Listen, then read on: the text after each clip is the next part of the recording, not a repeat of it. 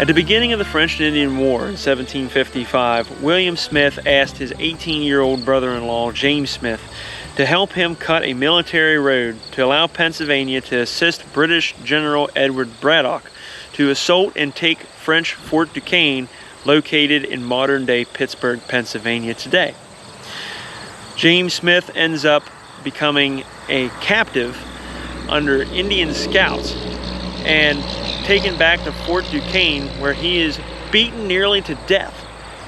Braddock is caught in an ambush and killed, and his assault was a giant failure. That fall and the next spring, William and James Smith's home, called the Conacajig Settlement, located in modern-day Franklin County, Pennsylvania, and Washington County, Maryland, was attacked by Indian raiders, resulting in many frontier families captured or killed in brutal attacks. While James Smith was living with Mohawk Indians in modern-day Ohio, learning their culture, languages, and their methods of war, a Scottish warrior named Charles Grant joins another assault of Fort Duquesne in 1758. His regiment suffered heavy casualties, and Grant was also taken captive by the Native Americans. In the end, British soldiers were successful in 1758 in taking Fort Duquesne, ending the Indian attacks on the frontier and the Conacajig settlement. The fort was rebuilt and named Fort Pitt. In 1760, both James Smith and Charles Grant were able to escape their captors, where James Smith returned to the Conacajig settlement and settled down, as Grant returned to military service with the British Empire. In 1763, Pontiac's War started and resulted in more native war parties, once again assaulting and murdering many frontier families on the frontier, including here at the Conacajig settlement. By this time, William Smith was a justice of the peace and owned a mill in Squire Smithstown, which is modern-day Mercersburg, Pennsylvania. To protect the settlement, the local people pulled together their resources to pay a ranger group to act as a deterrent and a defense force for the settlement. James Smith was elected captain of this ranger group, in which he instructed on the ways of Indian warfare tactics. This group dressed like Indians and painted their faces black as camouflage, and were then referred to as the Black Boys. In 1764, Colonel Henry Bouquet led an expedition into Ohio to force peace with the natives who were at war with Britain. James Smith was on this expedition as a fighter and interpreter, while Charles Grant was serving with the British 42nd Royal Highland Regiment of Foot, known as Black Watch. Bouquet brokered peace, but did not cement it. The British military charged a notorious traitor named George Croghan, who had a record of being a cheat and out for himself, to negotiate this peace. British General Thomas Gage gave £2,000 to Croghan to purchase gifts for the Indians, but Croghan made a private trade deal with a Philadelphia mercantile firm for 10 times that amount of trade goods to ship west for trading with the Indians. The Pennsylvania governor signed a law into effect that prohibited trading with the Indians until peace was accomplished. Croghan decided to combine his private goods shipment with the British military shipment, so both could be allowed to go to Fort Pitt under a British military pass signed by Colonel Henry Bouquet. This would get Croghan's trade goods west before any other trader, in anticipation of trade being reopened with the Indians, in which he would be the first trader to the open market before anyone else had a chance to get there. In February of 1765, Croghan arrived at Fort Pitt with a small amount of these goods, as he entrusted the majority of this shipment to his business partner, Robert Collender.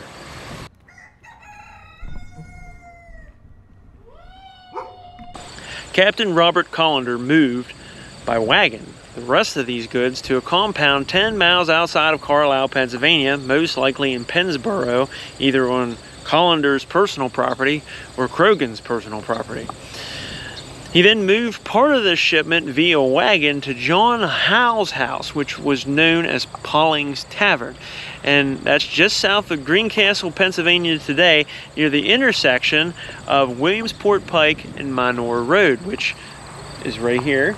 And Pauling's Tavern would have set somewhere in this vicinity, not sure where. There's a nice way sign right here marking the location of Pauling's Tavern and its historical significance, not only in this story but also in the French and Indian War as well. Now, this move to Pauling's was taken as suspicious by the local inhabitants of this frontier settlement at Conacajig, because by going here to Pauling's, Callender bypassed the official military road that was called Forbes Road that went by Fort Loudon, which is the British military installation within this settlement. If this shipment was indeed the king's goods for military or diplomatic purposes and truly fell outside the Pennsylvania governor's no trade with the Indian law, why didn't Callender take the wagons to Fort Loudon, where they could be inspected and protected by Lieutenant Charles Grant and Black Watch that was garrisoned there? Well, it was most likely because he knew that the majority of the cargo he hauled was not military in nature and was illegally transported under a military pass. Callender understood that that would be the end of his trip, so he most likely brought him down here to Pauling's Tavern and loaded him on pack horses here, and just to bypass the whole British imperial system. Callender understood that westward from the Conacajig settlement, the roads were not able to support the wagons that he used to get the goods from Philadelphia to modern south central Pennsylvania today, or to this location. The roads from Pauling's Tavern to Fort Pitt, which is in modern day Pittsburgh today, were truly very bad and would have destroyed wagons extremely quickly. So Callender decided to hire people to lead pack horse trains over the rough and steep Appalachian Mountains. The goods were unloaded from the wagons and strapped onto wooden frames that sat on the back of a horse. That horse then had the maneuverability to walk up steep and rocky terrain, an advantage that a wagon did not have. Kind of like a four-wheel drive of the 18th century. Now, William Duffield, a Welsh-run man, was a patron here at Pauling's Tavern, while Callender was building his pack horse train and was observing the horses being loaded with goods. While watching the teamsters load the pack horses, William Duffield watched as the head came loose from one of the barrels, and he saw the contents of the barrel spill out. And it was a barrel full of knives. Now, Duffield, being a resident of the Conacajig settlement, which was heavily attacked by native war parties, called them scalping knives, figuring that the knives were going to be traded to the Indians and be used for the purpose of scalping their victims in possible future attacks in this settlement. William Duffield left Pauling's Tavern and went to spread the word of the illegal trade goods that he just saw.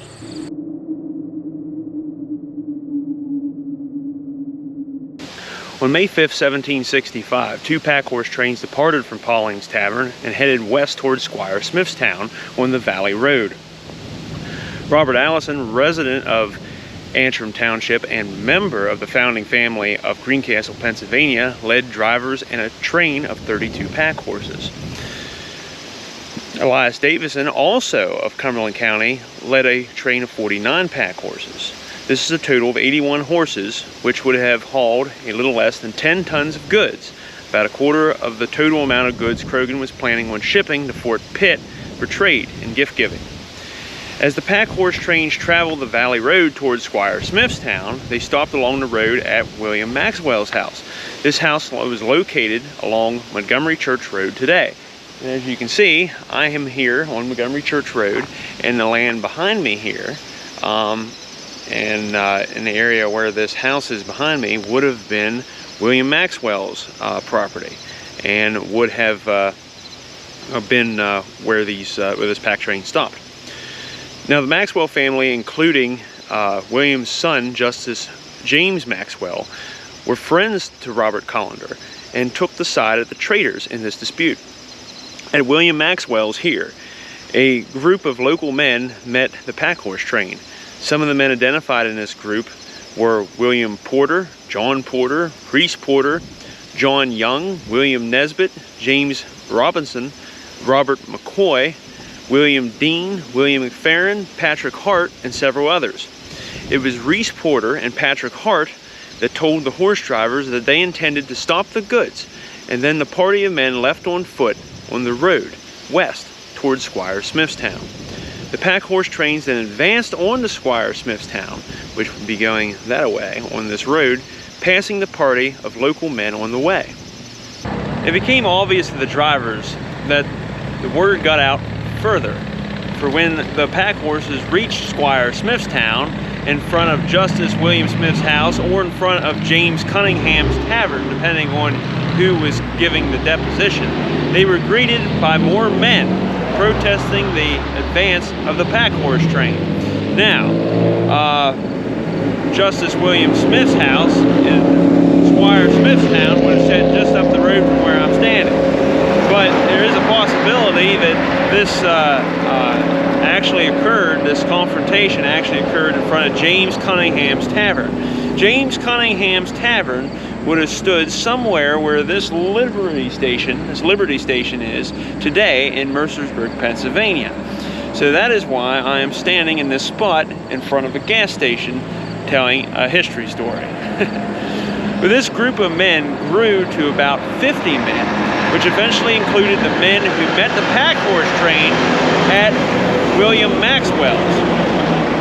Some of the new men to join the party was identified as Henry Anderson, William Thyler, John McMahon, Samuel Owings, a man named Campbell, William Morrison, David Bowen, James Rankin, and 3 men from Maryland named Russ Price, William Price, and Christy Haggard.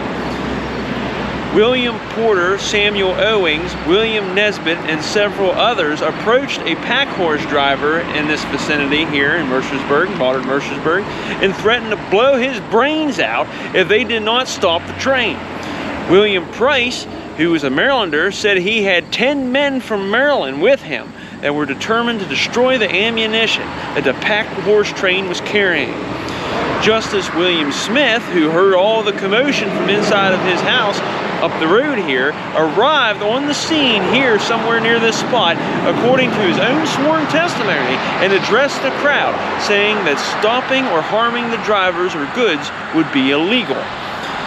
Now the crowd still jeered the pack horse drivers and fired their guns in the air right here in the middle of what's in the town of Mercersburg. Some of the crowd voiced their opinions to Justice William Smith, in which they said because peace was not made yet with the Indians, it is wrong for their enemies that killed so many settlers and captured so many of their children to be furnished with ammunition to use against the settlers on the frontier. They felt that the goods on these pack horse trains were private goods of merchants in Philadelphia who were sending these goods west to trade with the Indians, which is against the current provincial law of Pennsylvania that prohibited trade until peace was declared. Elias Davison, leader of one of the pack horse trains, presented a pass signed by George Croghan, which said the goods had Colonel Bouquet's permission to go to Fort Pitt for military purposes, showing that these were indeed the king's goods. The crowd was skeptical, however, because it was the governor of Pennsylvania that ceased trade, and there was no seal on the pass by Governor John Penn. Justice William Smith was familiar with Croghan's signature, but was skeptical of the one that was on the pass provided by Davison. The crowd and Justice Smith persuaded Davison to go with William Morrison, David Bowen, and James Rankin to travel to Fort Loudon so Lieutenant Charles Grant, the commanding officer of the fort, could attest to the validity of the pass. While Davison went to Fort Loudon to verify the authenticity of the pass, Allison led both pack horse trains west towards Larrabee's Gap, going that way, known now today as the Cove Gap, along the road that is now known as Route 16 or Buchanan Trail West. Now before Allison left the pack trains, The crowd of Pennsylvanians and Marylanders warned them by saying that they believed that the Virginians might stop them.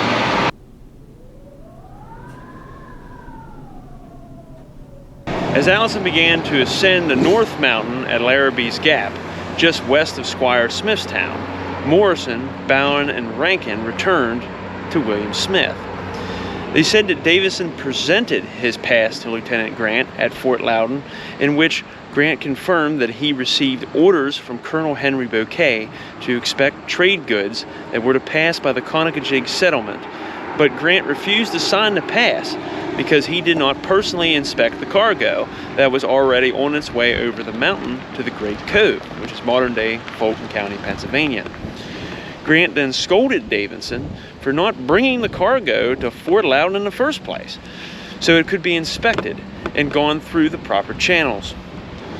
Though still skeptical of the cargo being hauled because of the scalping knives that William Duffield saw, and because of the shady way the pack train avoided Fort Loudon's inspection, the three local frontiersmen said they were satisfied with Grant's answer and recommended to Justice Smith to let the pack horse trains continue on their journey. But some locals were still not satisfied with what they heard, and some followed the pack horse train into the Great Cove to get to the bottom of what was truly in the cargo. As the night grew darker, Robert Collender arrives near Fort Loudon along the Forbes Road, the military road running west to Fort Pitt, and stored his cargo at two local farms for the night. Meanwhile, Davison catches up with his pack train led by Allison, and he catches up to him at McConnell's Tavern in the Great Cove, which is what is now known as McConnellsburg, Pennsylvania today, which is located in Fulton County, Pennsylvania. Now behind me, if you see this log structure behind me here, that is most likely the McConnell's Tavern building. They're not sure if this was built later or not, but that was most likely McConnell's Tavern in which the pack train stopped at. As the pack horses were unloaded for the night, Davison, Allison, and the drivers were approached by 30 to 40 men who demanded to inspect the cargo. The group included men from the armed group at Squire Smith's town, such as Henry Anderson, William Porter, Reese Porter, and Samuel Owings, but also included newcomers like Thomas Orbison and a man named Smith, who most likely was James Smith, William Smith's brother-in-law.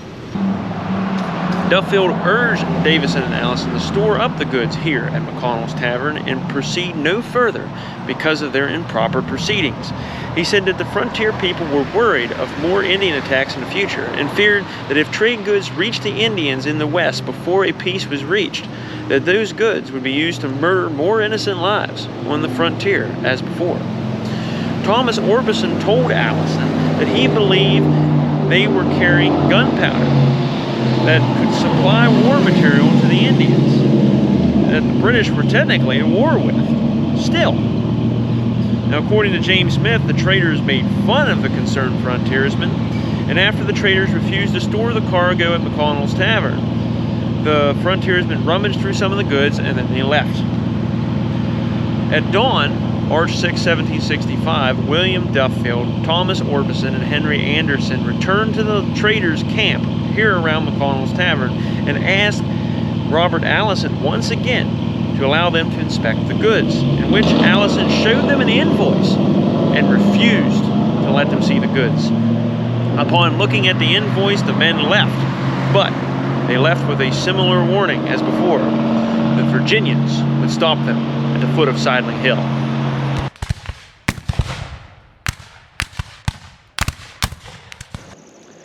In the morning of March 6, 1765, a large amount of men that were harassing the pack horse train drivers the night before returned to Squire Smith's town. Elias Davison also returned to Smith's town as well, for a reason that's kind of lost to history. Robert Allison had the horses reloaded with the questionable cargo and continued west along the trail towards Fort Pitt. Allison was riding at the rear of the pack horse train. Justice William Smith was in Squire Smith's town, most likely at his house or possibly Cunningham's Tavern. Now, Robert Collender was with another pack horse train that was located near Fort Loudon, but he was avoiding Lieutenant Grant and his Scottish Highland Regiment, called Blackwatch, which was occupying the fort at the time. George Croghan, now he was still at Fort Pitt, waiting for his precious goods to reach him so he could start his diplomatic mission. James Smith, however, who shared the opinions of his fellow frontiersmen at the Conococheague settlement, was designing a plan to stop the goods from reaching the west and arming the natives who had a long history of killing frontier families in the Great Cove, which is what's behind me here, and James's settlement, which is on the other side of those mountains, which would be the Conococheague settlement. James Smith gathered up about 10 of his men, who he trained in the warfare techniques of the Native Americans during Pontiac's War, and they ran before dawn to the foot of Sideling Hill Mountain to the west of the Great Cove and made camp. This location was roughly 10 miles by road from McConnell's Tavern. Now, where I'm at right now today is on top of Sideling Hill Mountain at a scenic overlook. Now, if you look out across here, this valley, this entire valley, is called the Great Cove at the time. Now, it's pretty much Fulton County, Pennsylvania. McConnellsburg, or where McConnell's Tavern would have been, is on the other side of that hill, right over there. Okay, not the big mountain, but the little hill, that's Scrub Ridge. McConnellsburg is nestled between Scrub Ridge and the Tuscarora Mountain, which is over there. On the other side of the Tuscarora Mountain is Squire Smith's town. So the pack train on the 5th would have crossed the bigger mountain over there, came to McConnell's Tavern to rest, and then the day of March 6, 1765 is when they set off down the trails to come here. Now, of course, James Smith was ahead of them with the idea of stopping the pack train. He went to the foot of Sideling Hill and set off an ambush. Most likely, we don't know for certain because history's lost it, but most likely James Smith set up his attack just down there at the foot of Sideling Hill, where Route 30 today cuts through the mountain. That would be a good place for a strategic ambush. Again, we are unsure of exactly where it would have occurred, but that would have been a good idea. So, on March the 6th, 1765, the pack horse train was crossing this valley, but James Smith and his 10 black boys were set up down here at the foot of Sideling Hill. Now, Smith's men dressed themselves as they did during Pontiac's War. They dressed in leggings and breechclout, as the Indians would do. They put their green shrouds on their shoulders and red bandanas on their heads, and they painted their faces black with charcoal to dress as these rangers did before. James Smith's black boys waited in ambush along the road in preparation for the arrival of the pack train. As Allison's pack horse train reached the foot of Sideling Hill, which again would be down in there somewhere, it was being led by a driver named John Sampson. The forest would have been very quiet and very calm. As the pack horse train approached, James Smith ordered his men to scatter about 220 yards along the side of the road, and for his black boys to hide behind a tree in teams of 2, about 50 yards apart. They were ordered not to fire their rifles until the man who shared a tree with them had loaded his gun first, a tactic used by native warriors. James Smith and his black boys set an ambush and waited. As John Sampson led the long 81-horse train about 1 in the afternoon on March 6, 1765, the forest down there erupted with rifle fire, which was followed by war whoops and cries of victory. Allison, at the end of the pack train, was startled at the distant noise, fearing that the locals were attacking his pack train. Now, at the front of the pack horse train, John Sampson was confronted with constant slow rifle fire coming from the trees along the road as the black boys shot at the pack horses. Horses were falling all around him as they were struck by rifle balls. A driver, who was possibly Sampson, we're not exactly sure, called out to his attackers and asked what they wanted. The response from the black boys was to unload the goods in 15 minutes and place them in one place, or the armed locals would shoot the rest of the horses and the pack horsemen. As Sampson and his drivers unloaded the pack horses, the black boys ran around the hills and yelped and shot their rifles in the air in celebration, much like the natives would do. Smith allowed for Sampson and his men to take their private property in return from which they came. After unloading, John Sampson ran from the front of the train with unloaded horses, yelling and screaming that the front of the train was under attack. Allison, who had very little choice, retreated after seeing at least 2 horses shot and bundles of the goods cut open. When James Smith and his 10 black boys opened up the cargo, they discovered items of war that could be used against the settlers on the frontier. Among the cargo was blankets, shirts, red war paint, lead, beads, wampum, tomahawks, and scalping knives. What James Smith didn't find was what they were looking for, which was the rumored gunpowder. James Smith then ordered for the goods to be burned, except for several large barrels of rum. Smith did not want himself nor his black boys to be accused of stealing. They were not common thieves. They just didn't want the goods to exist. As Allison retreated back to the Conococheague settlement, back across this valley and up over those hills over there, okay, with empty pack horse saddles and several horses short, a large inferno down here at the foot of Sideling Hill clouded the March afternoon skies with dark clouds as Croghan's very important and very lucrative cargo went up in smoke.